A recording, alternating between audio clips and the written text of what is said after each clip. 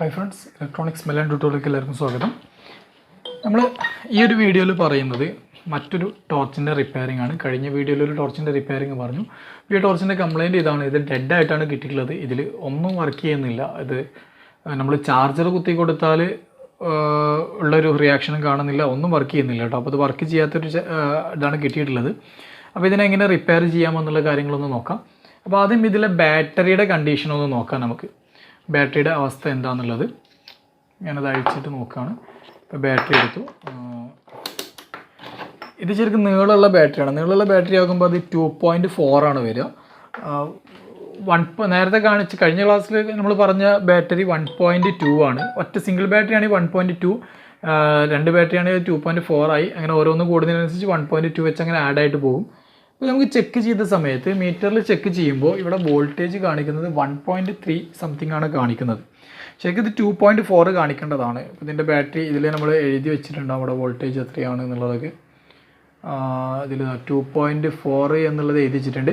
പക്ഷേ ചെക്ക് ചെയ്യുമ്പോൾ 1.2 കാണിക്കുന്നുള്ളൂ. അപ്പോൾ ഇത് ബാറ്ററി ഡാമേജ് ആണിത്.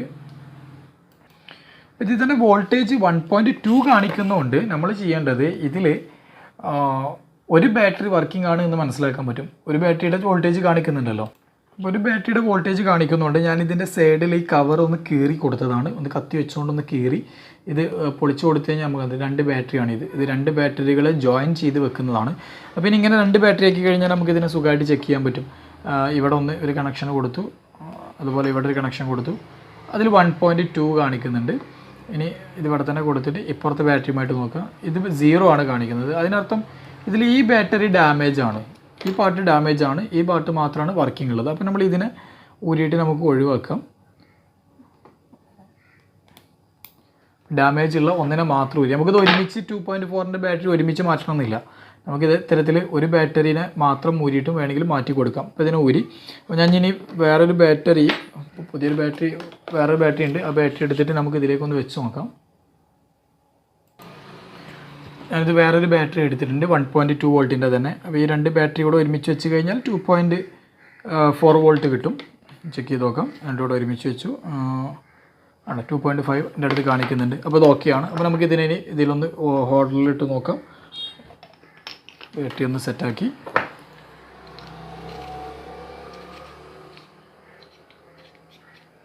ഇനി ടോർച്ചിനെ കണക്ട് ചെയ്യുകയാണ്. ഇപ്പോൾ ഇത് കണക്ട് ചെയ്തു. ഇനി ഒന്ന് ഓൺ ചെയ്ത് നോക്കാം. നമുക്ക് വോൾട്ടേജ് കറക്റ്റായിട്ടോ ഇപ്പോഴും കത്തുന്നില്ല. ഇപ്പോൾ ഇങ്ങനെ കണക്ട് ചെയ്തിട്ടും കത്തുന്നില്ല. അപ്പോൾ കത്താത്തിൽ വേറെ എന്തൊക്കെയോ കംപ്ലയിൻ്റ് ഉണ്ട്. അപ്പോൾ ആ കംപ്ലയിൻറ്റ് തിരിച്ചറിയാൻ വേണ്ടിയിട്ട് നമ്മൾ ചെയ്യേണ്ടത് ഇതിൻ്റെ ഫ്രണ്ട് അയക്കുക. ഫ്രണ്ട് അയക്കുന്നതെന്ന് വെച്ച് കഴിഞ്ഞാൽ ഇത് ശരിക്കും രണ്ട് പാർട്ടാണ്. ഇത് ഫ്രണ്ടിൽ ഒരു LED പാർട്ട് വരും. ഇപ്പുറത്ത് ചാർജിങ് സോക്കറ്റും സ്വിച്ചുമായിട്ട് അത് വേറൊരു പാർട്ടും വരും. അപ്പോൾ ഞാൻ ഈ ഫ്രണ്ടിൽ LED സോക്കറ്റിൻ്റെ ഭാഗത്തിന് മാത്രമാണ് ഇപ്പോൾ അയക്കുന്നത്. LED ഭാഗത്ത് മാത്രം അയക്കുകയാണ്. ഇതൊന്നിവിടെ നേരത്തെ കഴിഞ്ഞ വീഡിയോയിൽ പറഞ്ഞ പോലെ തന്നെ ഇതിനോട് തിരിച്ചിട്ട് നമുക്ക് അഴിക്കാൻ പറ്റും. അപ്പോൾ അത് അഴിച്ചെടുത്തു. ഇനി ഇതിനെ മാത്രം ഡയറക്റ്റ് ഒന്ന് ചെക്ക് ചെയ്ത് നോക്കിയാൽ മതി. അപ്പുറത്തെ ഭാഗങ്ങൾ ക്ലിയർ ആണോ എന്ന് അറിയണമെങ്കിൽ നമുക്ക് ഇങ്ങനെ നോക്കാം. ഇതിവിടെ ഒന്ന് വോൾട്ടേജ് ചെക്ക് ചെയ്ത് നോക്കിയാൽ മതി.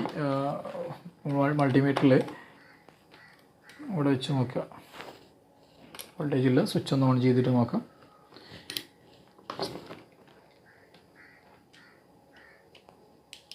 അതായത് ഇതിൻ്റെ ഉള്ളിലുള്ള ഒരു ഭാഗം, ഈ ഉള്ളിലത്തെ ഭാഗം പോസിറ്റീവും പുറത്തത്തെ ഫ്രെയിം ഈ ഉള്ളിൽ നടുക്കുള്ളൊരു പോയിൻ്റ് കാണുന്നത് അത് പോസിറ്റീവാണ്.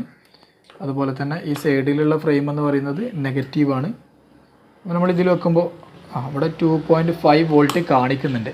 അവിടെ 2.5 ഉണ്ട്. അപ്പോൾ ഈ ബൾബ് വർക്ക് ചെയ്യുന്നില്ല. സ്വാഭാവികമായിട്ടും ഈ ബൾബിൻ്റെ ഭാഗത്തുള്ള സർക്യൂട്ടാണ് കംപ്ലൈൻ്റ് ഉള്ളത്. ഇതല്ലെങ്കിൽ നമുക്കിത് വേറെ തരത്തിലും ചെക്ക് ചെയ്യാൻ പറ്റും. നമുക്ക് നേരെ ഇതിനെ ബാറ്ററിയെ ഊരുക. ഈ ഒരു ഭാഗം ഊരിയതിന് ശേഷം ഈ ബൾബിനെ ഡയറക്റ്റ് ഇതിലൊന്ന് കൊടുത്തു വെക്കാം. അപ്പോൾ നമുക്കിത് 2 പീസായതുകൊണ്ടാണ് കൊടുക്കാൻ ചെറിയൊരു ബുദ്ധിമുട്ടുള്ളത്. ഇത് ബാറ്ററിയിൽ ഇവിടെ ഇങ്ങനെ കൊണ്ടുപോയിട്ട് വെക്കുക. എന്നിട്ട് ഇവിടെ നിന്ന് ഇങ്ങോട്ടൊരു വയറിനെ എടുത്ത് കൊടുക്കുക. വയറിന് പകരം ഇപ്പോൾ തൽക്കാലം ഡിസോൾട്ട് വെച്ച് വെക്കാം. എന്ത് വെച്ച് കഴിഞ്ഞാലും കുഴപ്പമൊന്നുമില്ല. ഒരു കണ്ടക്ടർ ആയാൽ മതി. ഇതിങ്ങനെ വെച്ചിട്ടൊന്ന് നോക്കുകയാണ്. ഇതിങ്ങനെ വെച്ചിട്ടും ബൾബ് കത്തുന്നൊന്നുമില്ല. അപ്പോൾ ബൾബിൻ്റെ സർക്യൂട്ടാണ് കംപ്ലയിൻ്റ് ഉള്ളത്. അപ്പോൾ നമുക്കിനി ബൾബിൻ്റെ സർക്യൂട്ടിനെ ഒന്ന് ചെക്ക് ചെയ്ത് നോക്കണം. ബൾബിൻ്റെ ഈ ഒരു പാർട്ടിനൊന്ന് അയച്ചു നോക്കാം. ഇവിടെ നമുക്ക് ട്യൂസർ ഇട്ടിട്ടൊന്ന് തിക്കി കഴിഞ്ഞാൽ തന്നെ ഈ ഒരു സാധനം പോരും. ഇതിൻ്റെ ഉള്ളിൽ കാര്യമായിട്ടൊന്നുമില്ല. ഇവിടെ നമുക്ക് LED ബൾബ് മാത്രമാണുള്ളത്. ഈ ഒരു ഭാഗത്ത് കണ്ടോ, ഇവിടെ ഒരു LED ബൾബ് മാത്രമുണ്ട്. ഇപ്പുറത്ത് വേറൊരു സർക്യൂട്ടുണ്ട്.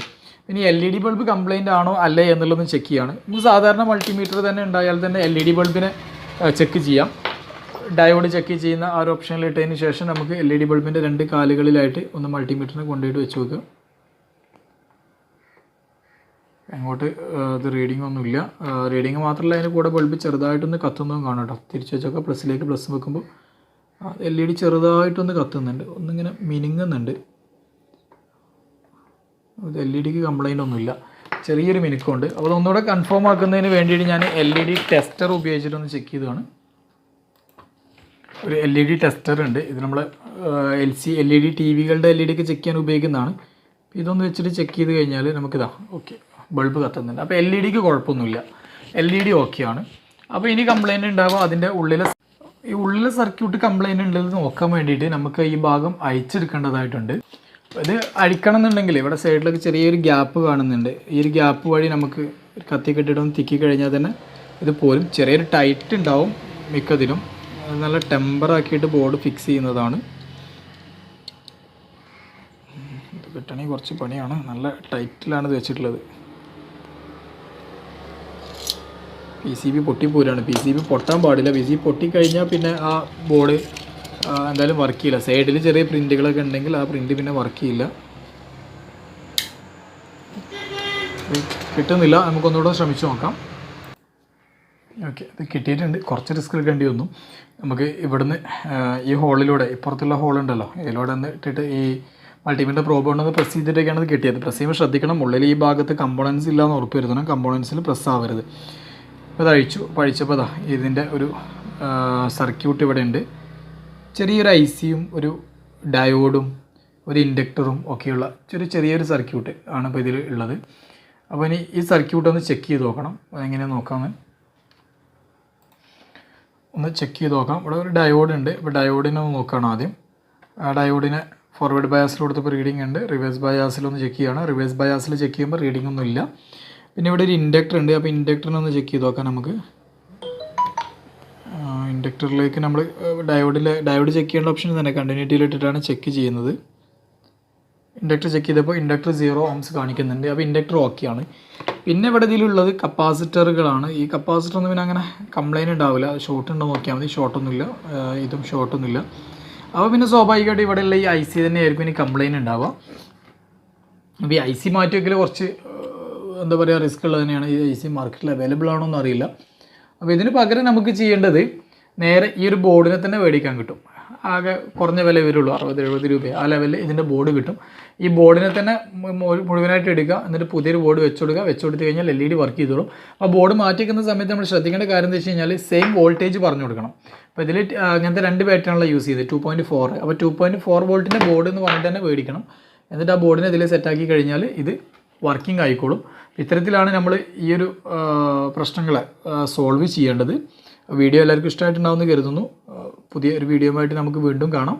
നിങ്ങളുടെ അഭിപ്രായങ്ങളും കാര്യങ്ങളൊക്കെ ഒന്ന് നമുക്ക് അറിയിക്കാം.